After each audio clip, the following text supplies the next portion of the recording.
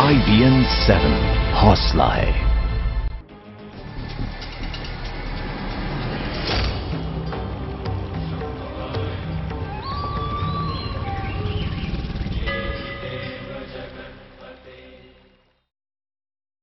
नमस्कार, आप देख रहे हैं IBN 7 और हमारे इस खास कार्यक्रम कल्पवास में आपका स्वागत है। माघ मेला पर हमारी ये विशेष कवरेज जारी है। एक महीने तक चलने वाले आस्था के इस पर्व के हर पहलू से हम आपको रूबरू करवा रहे हैं। कल्पवास में आज क्या है खास, ये जानने के लिए हम सीधा चलते हैं संगम नगरी महंत स्वामी आनंद गिरी के पास। नमस्कार, IBN के विशेष प्रस्तुत कल्पवास में आपका स्वागत है। क्या है कल्पवास? क्या ऐसा नशा है इसका जो व्यक्ति अवस्था को न देख करके, मौसम को न देख करके भयंकर ठंड में भी टेंटू में सोता है, एक समय भोजन करता है, 3 समय गंगा का स्नान करता है और यहाँ रहने के पश्चात भी उसके चेहरे की मुस्कुराहट कम नहीं होती है। देखिए ये रिपोर्ट। रेत पर एक टेंट और उस टेंट में एक बुजुर्ग, ऐसे 1 लाख टेंट और उसमें तकरीबन 2 लाख लोग। आखिर क्यों इतनी भयानक ठंड में रेत पर लोग घर बनाकर यहाँ रहते हैं?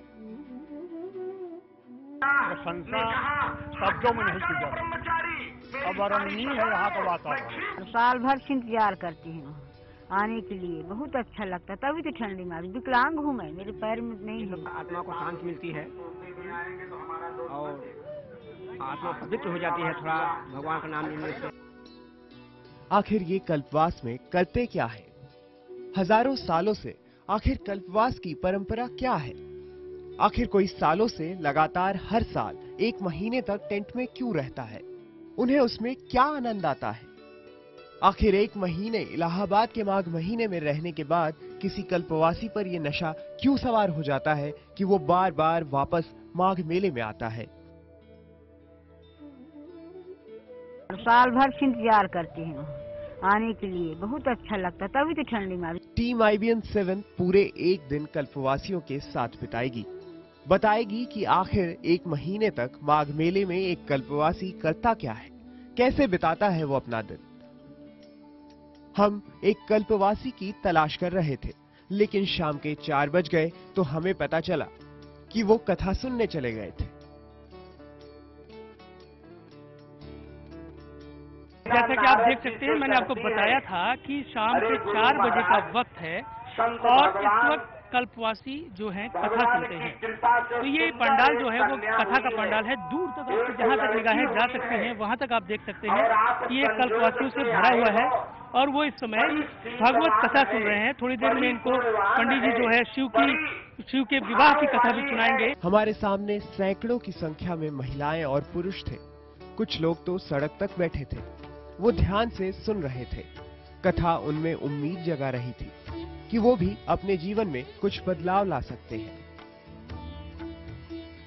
यहाँ कथा सुनने में आत्मा को शांति मिलती है और भगवान की चर्चा जो होती है, जो हृदय में वास करता है, यहाँ सुनकर के अनुकरणी करेंगे, इससे भगवान मिल जाए। भगवान की भक्ति में इसलिए जो है कथा सुनने से अपने आप को संतुष्टि प्राप्त होती है, मन प्रसन्न रहता है। प्रशंसा शब्दों में नहीं की जाती, अवर्णनीय है यहाँ का वातावरण। लेकिन बदलाव इतना आसान नहीं है। बहरहाल हमें अपने उस कल्पवासी की तलाश थी जिसके साथ हमें कैंप में रात गुजारनी थी। हम कैंप में घुसे जहां कई छोटे टेंट मौजूद थे। हमें जिस कल्पवासी से मिलना था, हम सीधे उनके टेंट की तरफ बढ़े। मैं जिस कल्पवासी के पास गया था, जिनके टेंट में उनके साथ रात गुजारने गया था और जिनसे मिलने गया था, मुझे पता चला कि वो कथा सुनने के बाद यहाँ पे गंगा आरती में चले आए हैं। तो अब मैं भी आपको ले चल रहा हूँ गंगा आरती और देखते हैं कि किस तरह से कल्पवासी वहाँ गंगा की आरती सुनते हैं। आइए मेरे साथ।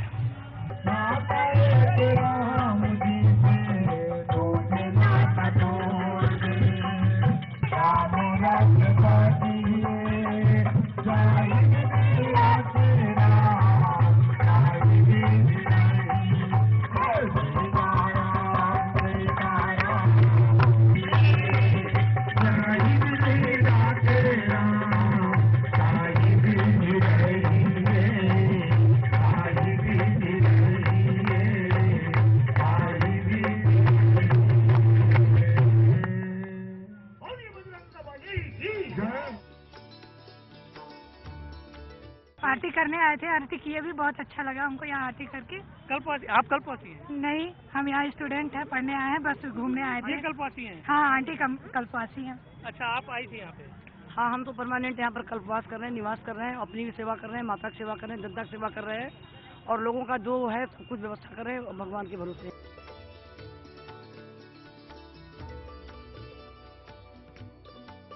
लेकिन आपको माहौल में दिखाने की कोशिश कर रहा हूँ यहाँ पे किस तरह से माहौल है। सारे लोग एकदम मस्ती में हैं और भक्ति की मस्ती में है, रस में सराबोर है। अब हम फिर, चूंकि आरती खत्म हो गई है, तो वापस जाएंगे कैंप में और वहाँ पे एक बार फिर कल्पवासी वहाँ पहुँच चुके होंगे, तो उससे जानने की कोशिश करेंगे कि आखिर आज उनका दिन और कैसे बीतने वाला है। गंगा आरती खत्म हो चुकी थी। हम वापस उस कैंप की ओर बढ़ गए जहां हमें कल्पवासी से मिलना था। गंगा आरती के बाद हम एक बार वापस पहुंच चुके हैं टेंटों में, जहां पे कल्पवासी रहते हैं, जिनकी हम तलाश कर रहे थे। वो अपने टेंट में आ चुके हैं, जो कि मुझे पता चला अभी भी। तो मुझे इनके टेंट में घुसना होगा, लेकिन उसके पहले मुझे अपना ये जूता उतारना पड़ेगा। कल्पवासी जो है अपना सारा जूता चप्पल बाहर उतारते हैं, बिना जूता के मुझे अंदर जाना पड़ेगा। मैं टेंट में जाऊँगा और देखता हूँ कि इस वक्त वो क्या कर रहे हैं। नमस्ते। अभी पूजा चल रही है यहाँ पे, आप लोग को कथा सुन रहे हैं, सुना रहे हैं जोर जोर से? कितने दिन हो गए आपको यहाँ रहते हुए? आज 9-10 दिन हो गया। 10 दिन हो गया। आप भी कल्पवासी है ना? नहीं, हम इनकी हमारी बेटी लड़की हैं, अभी आए हैं, फिर वापस हो जाएंगे। अच्छा, इनसे मिलने आई हैं आप? हाँ, हम इनसे मिलने आए हैं। तो ये कल्पवास कर रही है माता जी? हाँ, हम कह रहे हैं भैया। अच्छा, 10 दिन से? हाँ, कितने साल से आ रही है यहाँ पे? 6 साल से। 6 साल से आ रही है और कल्पवास कर रही है। आप सिर्फ खाली माता जी को देखने आप माता जी को हस्बैंड पुलिस विभाग में है, यही ड्यूटी पे हैं। तो हम सुबह आए हैं, शाम को चले जाएंगे। हम लोग इलाहाबाद में ही रहते हैं, झलवा पे। अच्छा, माता जी रात में यहाँ पे, माता पिताजी अकेले? हाँ, माता जी पिताजी रहते, भाभी रहती हैं, भैया रहते हैं हमारे। हाँ, यही सब लोग रहते हैं। आज हम टेंट का इसमें आपको दृश्य दिखा दे। इस टेंट में गैस चूल्हा है, इसमें बाकायदा सब्जी बन रही है। ये क्या बनाया आपने? आलू रखा है। ये आलू का रखा है, आलू का पराठा बनाने वाले हैं ये। और आप देख सकते हैं पूरा किचन है, प्रॉपर सिलेंडर है। और यहीं बगल में जो है बाबूजी जो है रामायण का पाठ कर रहे हैं। और आप आज दिन भर, मैं यहाँ पे आया कई बार, लेकिन आप मुझे मिले नहीं। आप देखे हैं, आपको हम देखे हैं गागा, पर हम नहीं देख पाए, काफी भीड़ थी। अच्छा, तो कहाँ थे आप? कहाँ थे दिन यहीं पे अच्छे जी। अच्छा, अभी आप शाम को गए, कथा सुना आपने, आरती देखी, और उसके बाद अब पूजा कर रहे हैं आप? पूजा कर रहे हैं। अच्छा, किस चीज की पूजा कर रहे हैं? रामायण की पाठ कर रहे हैं। लगातार करते रहते जितने दिन का? डेली, प्रतिदिन। अब इसके बाद क्या करें? इसके बाद क्या करेंगे? अब इसके बाद खाना वाना खा के आराम करेंगे। सोने का वक्त हो जाएगा? हाँ, सोने का। कितने बजे रात तक सो जाते हैं आप? 11 बज जाता है। 11 बज जाता है? 11 बज जाता है। तो देखिए, आप पीछे भी इनके देख सकते हैं, पूरा किचन का सामान है। आटा है, दाल है, चावल है, और एक फोल्डिंग चारपाई भी है, मेरे ख्याल से मेहमानों के लिए रखी है, अगर कोई आ जाए, किसी को सोना हो तो। हाँ, ये फोल्डिंग चारपाई है, लकड़ी है। इसी लकड़ी किस लिए रखी है आपने? जलाने के काम आएगा अगर ठंड ज्यादा हो गई तो। ये आप टेंट देख सकते हैं, बहुत छोटा सा टेंट है। ये बहुत छोटा सा टेंट है, और इसी टेंट में जो ये निवास करते हैं, रहते हैं 30 दिनों तक। आप भी कल्पवास करने आई हैं? खाना बनाने बहू आई है। अच्छा, आप बहू हैं इनकी? हाँ, अच्छा, बताइए कब, मतलब इनकी सेवा कर रही हैं आप? हाँ। तो सुबह शाम खाना बना के खिलाते? खाना बनाते हैं, कपड़ा धुलते हैं, बर्तन धुलते हैं, यानी कि सब काम करते हैं इनकी। अच्छा, तो मतलब ये पूरा एकदम जो है ससुराल जैसा ये कल्पवास में बना दिया है। ससुराल से यहीं आए हैं, वहाँ भी साथ में रहते हैं, यहाँ भी साथ में रहते हैं। अब अकेली खाना बनाएंगी, बर्तन धुलेंगी, परेशानी होगी। 30 दिन तक टेंट में ससुराल? हाँ, 30 दिन तक ससुराल है। आमतौर पर ऐसा नहीं होता, लेकिन छोटे से टेंट में हमें भरा पूरा परिवार मिला। बहू थी जो सास ससुर की सेवा करने के लिए आई थी, बेटी थी जो अपने बच्चों के साथ अपने माँ बाप को देखने आई थी। कल्पवास करते हुए इनके माता पिता को 6 दिन हो चुके थे। इन्हें अभी काफी दिनों तक यहीं रहना था। अब हमें इन्हें छोड़कर अपने टेंट में जाने का वक्त आ गया था। रात काफी हो गई है, और जैसा कि हमें बताया गया कि कल्पवासी रात को खाना नहीं खाते।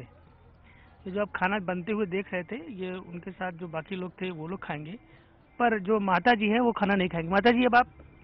हाँ, नहीं खाएंगे बेटा खाना। शाम को खाना नहीं खाती? नहीं, शाम के खाना नहीं खाते हैं। अब आप जो है थोड़ी देर में सो जाएंगी?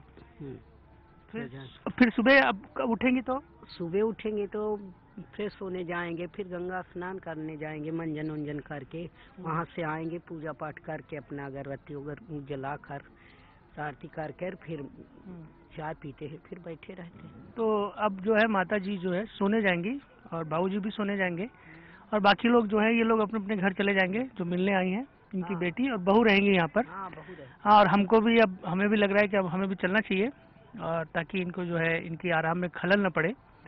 और अब हम आपको ले चलेंगे अपने टेंट में और दिखाएंगे कि कैसे हम रहने वाले हैं रात भर। मेरा टेंट इन कल्पवासियों से थोड़ी ही दूरी पर था और मैं अब पहुंच चुका हूं अपने टेंट में और ये मेरा टेंट है जिसमें मैं आज रात बिताऊंगा और मैं अब अपने टेंट में आ चुका हूं। मेरा टेंट जो है थोड़ा बेहतर हालत में है, लेकिन ये बाहर पुआल रखा हुआ है। ये पुआल जो है ये इसलिए होता है, ये पुआल जो है धान का होता है। आप ये देख सकते हैं इसमें धान की बालियां हैं। इस पुआल के ठीक नीचे ये गंगा का बालू है, रेत है और ये बहुत ठंडा है, बहुत ठंडा। तो जब इसके ऊपर ये पुआल डाल दिया जाता है, धान की बालियां डाल दी जाती हैं, तो ये रेत उसके नीचे चला जाता है। और अब मैं आपको दिखाऊंगा इस टेंट के अंदर एक और जो है कमरा है, कमरा नुमा है, टेंट नुमा। यहाँ पे दरियां लगी हुई हैं और चद्दर बिछा हुआ है उसके ऊपर सफेद रंग का। अब मैं अपने टेंट में पहुंच चुका था। मुझे इस पूरे कैंप को चलाने वाले स्वामी जी के साथ रहना था। जल्द ही कुछ और कल्पवासी मेरे टेंट में आ गए। फिर शुरू हुई उनकी स्वामी जी के साथ धर्म और कर्म पर चर्चा। देखते ही देखते काफी रात हो गई, लेकिन इस बीच मुझे भूख लग गई। और अब वक्त हो गया मेरे खाने का। और सूर्यदास साहब शुक्रिया, आप मेरे लिए खाना ले आए। ये क्या है? आलू मटर टमाटर सब्जी है। आलू मटर टमाटर मटर की सब्जी है। सब्जी है। और ये क्या है? ये चटनी लग रहा है। चटनी है ये। इसमें क्या क्या डाले हुए? धनिया, नमक, अमरूद। तो ये है, तो ये सूर्यदास साहब ने जैसे बताया, मेरी रोटी में जो है ये घी चिपड़ा हुआ है और ये आलू मटर और टमाटर, जिसको देख के मेरे मुंह में पानी आ रहा है। भूख भी लगी, रात काफी हो गई है। और ये है अमरूद की चटनी, इसमें है सिर्फ मिर्चा, धनिया और नमक डाला हुआ है। ये सब्जी कैसी है? देखने में बहुत अच्छी लग रही है मुझे और बहुत बढ़िया, बहुत अच्छा खाना बनाते हैं आप। आपने बनाया है ये? हाँ। कि स्वामी जी ने बनाया है? स्वामी जी। अच्छा, ये खाना स्वामी जी ने बनाया, हम बताते हैं आपको। और बहुत बेहतरीन खाना बनाया है। कल्पवासी तो शाम को नहीं खाते हैं, पर हम खा रहे हैं। अब हमें भूख भी बहुत जोर से लगी थी। मुझे खाते हुए काफी देर हो गई। जब तक अपने टेंट में मैं वापस लौटा, स्वामी जी सो चुके थे। मैं कुछ देर मोबाइल पर जुटा रहा। आखिरकार मुझे भी नींद आने लगी।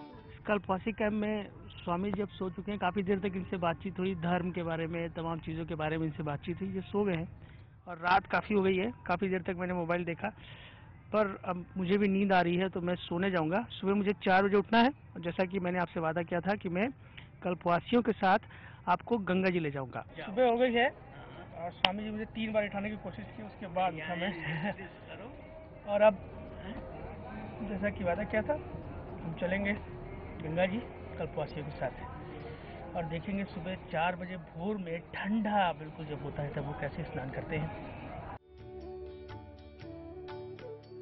देर से सोया था, इसलिए सुबह उठने में भी मुझे थोड़ी देर हुई। स्वामी जी ने ही बताया कि कल्पवासी गंगा स्नान के लिए जा रहे हैं। भयानक ठंड थी, लेकिन मैं भी उठकर कल्पवासियों के पीछे चल पड़ा। मैंने देखा कि सुबह कड़ाके की ठंड के बावजूद कल्पवासी स्नान कर रहे हैं। बुजुर्ग हैं, लेकिन हौसले की दाद देनी होगी। समय कड़ाके की ठंड पड़ रही है और सुबह के 4:15 हो रहे हैं, लेकिन देख सकते हैं कि माताजी पिताजी जो है इस समय नहा चुके हैं गंगा जी में। नहा करके ये अब वापस जा रहे हैं। ठंड नहीं लग रही आपको? हाँ, ठंडी थोड़ी बहुत लग रही है। हाँ। पूजा वूजा हो गया? हाँ, पूजा हो गया। अच्छा, अब ये पंडा जी के पास जाएंगी और वहाँ कुछ अपने कर्मकांड पूरे करेंगे। कौन सी पूजा करा रहे थे आप? ये संकल्प है, गंगा स्नान पश्चात जो है संकल्प होता है। अच्छा, तो वही संकल्प बोल रहे थे। जितने श्रद्धालु आते हैं सबको करा? सभी को। ये काफी मुश्किल प्रक्रिया थी जिससे मैं गुजर रहा था, लेकिन कल्पवासी इससे पूरे 1 महीने तक गुजरते हैं। वो 2 बार स्नान करने गंगा जी आते हैं। बहरहाल मैं वापस पहुंचा और मेरी मुलाकात इस कल्पवासी के बेटे से हुई, जो यहीं से अपने ऑफिस जाते हैं और देर रात तक अपने माँ बाप के पास वापस लौट आते हैं ताकि उनकी सेवा कर सके। कितने बजे यहाँ से सुबह उठ के फिर ऑफिस चले जाते हैं, फिर आ जाते हैं आप? 7 बजे उठते हैं, वही 10 बजे जाते हैं, फिर 9:30 बजे लमसम रात को आते हैं। सुबह होने को थी। कल्पवासी स्नान के बाद ध्यान और पूजा में जुटे हुए थे। ऐसा लगभग पूरे 1 महीने तक चलता रहता है। सुबह 8 बजे तक ये नाश्ता करेंगे, लेकिन अधिकतर वक्त इनका पूजा में ही बीतता है। अभी तो आस्था के दिन की शुरुआत हुई थी। अन्य क्षेत्रे कृतं पापम प्रयाग क्षेत्रे विनश्यति, प्रयाग क्षेत्रे कृतं पापम वज्रलेपो भविष्यति। तात्पर्य यह है कि अन्य यहाँ वहाँ कुछ किया हुआ पाप यहाँ आकर के समन हो जाता है, उसका नाश हो जाता है। परंतु यहाँ अगर पाप हो जाए तो वज्र के समान, पाषाण के समान कठोर हो जाता है। कैसे दिन भर व्यक्ति पुण्य कर्मों में लिप्त रहते हुए वो दिन बिताता है।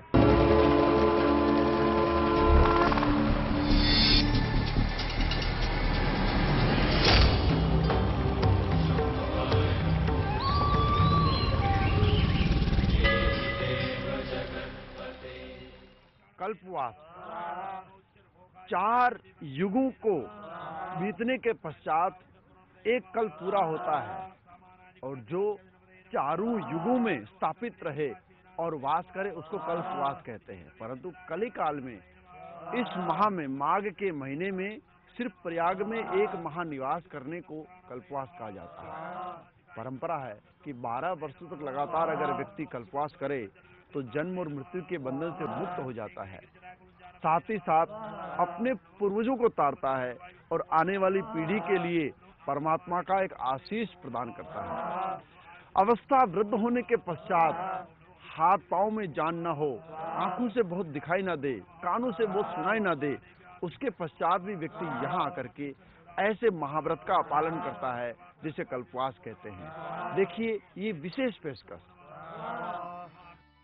मैं सिर्फ एक दिन के लिए इस बेहद कठिन प्रक्रिया से गुजर रहा था। मैं हैरान था कि ऐसे ही तमाम बुजुर्ग कल्पवासी इससे भी कठिन दिनों से गुजरते हैं। ठंड उनके लिए और ज्यादा मुश्किलें पैदा करती है, लेकिन वो फिर भी साल दर साल माघ मेले में कल्पवास करने के लिए आते हैं। मेरे सामने एक और उदाहरण था जिसे मैं हैरत से देख रहा था।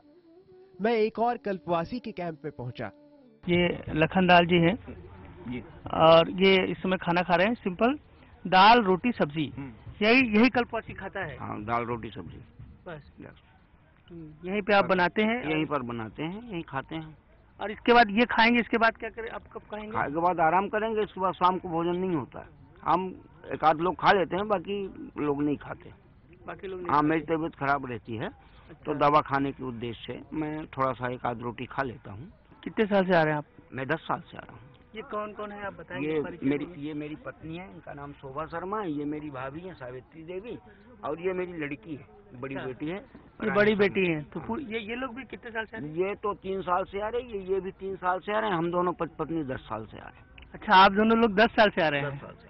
हाँ माता जी, 10 साल से कैसा लगता है आपको? यहाँ हर बार मन करता आने का? अरे बहुत बार साल भर से इंतजार करती हूँ आने के लिए। बहुत अच्छा लगता है, तभी तो ठंडी में। विकलांग हूँ मैं, मेरे पैर में नहीं है। 90% विकलांग है। ये आस्था का नशा नहीं तो और क्या है। मैं हैरत में पड़ा हुआ देख रहा था। एक शख्स डायबिटीज का मरीज और उनकी पत्नी के दोनों पैर खराब, लेकिन वो 10 साल से कल्पवास कर रहे थे। हर साल वो माघ मेले में मध्य प्रदेश से इलाहाबाद आ जाते हैं, तमाम मुश्किलों को झेलते हुए। ठंड बहुत ज्यादा है, लेकिन फिर भी ये दिन में 2 बार गंगा में स्नान करने जाते हैं।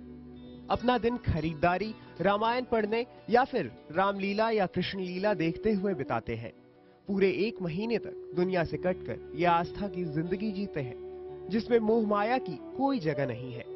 हमने इनके साथ एक दिन बिताने की कोशिश की, जो बहुत ही मुश्किल था, लेकिन इन्हें तो 30 दिन बिताना है। ये बिता भी रहे हैं इस उम्मीद के साथ कि अगर ये 12 साल तक यूं ही हर माघ महीने में इलाहाबाद के माघ मेले में कल्पवासी बनते रहे तो इन्हें मोक्ष मिल जाएगा। नमो ब्रह्मण्य देवाय गो ब्राह्मण हिताय च जगद्दिताय कृष्णाय गोविंदाय नमो नमः। कल्पवास का ये विशेष प्रोग्राम कैसा लगा आपको? क्या आप करना चाहते हैं कल्पवास?